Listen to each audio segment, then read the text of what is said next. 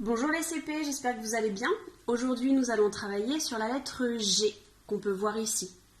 Le G écrit en majuscule, le G en script, le G en attaché et le G en belle majuscule.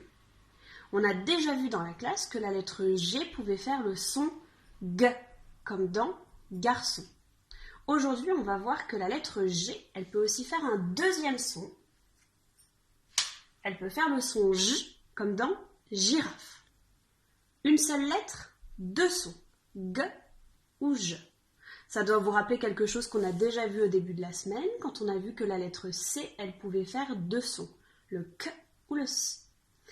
Alors maintenant, on va essayer de comprendre quand est-ce que la lettre G fait le son G et quand est-ce qu'elle fait le son J.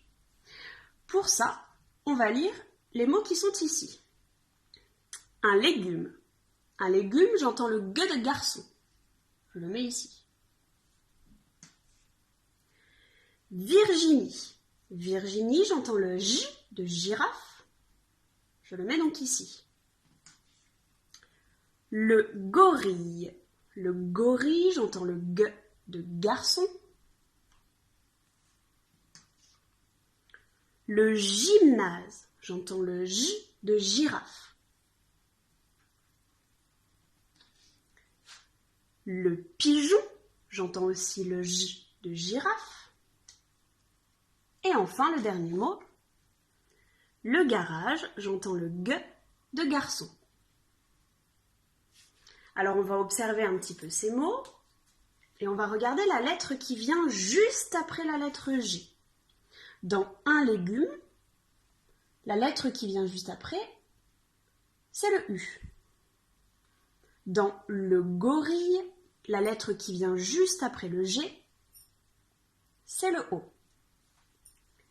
Dans le garage, la lettre qui vient juste après le G, c'est le A. Si je regarde ici, dans le J de girafe, on va aussi observer les lettres qui viennent juste après la lettre G. Ici, il y a le I dans le mot Virginie. Dans le mot le gymnase, c'est le Y qui vient juste après le G. Et dans le mot le pigeon, c'est le E qui vient juste après le G. Alors tout ça, ça doit vous rappeler quelque chose parce qu'on va avoir exactement les mêmes lettres que pour la lettre C. On peut donc comprendre que lorsque la lettre G fait le G de garçon, il doit y avoir derrière soit un A, soit un O, soit un U. Ga, go ou gu. Lorsque la lettre G fait le son J, il doit y avoir juste derrière la lettre E, I ou Y. Je, J, J. On a donc cette règle-là qu'on doit connaître par cœur et celle-ci aussi. On retrouve exactement les mêmes voyelles que pour la lettre C. Mais c'est pas fini. Dans cette leçon, on va aussi étudier un autre son que je vais vous mettre ici pour que vous puissiez bien le voir. On va aussi travailler sur le GN.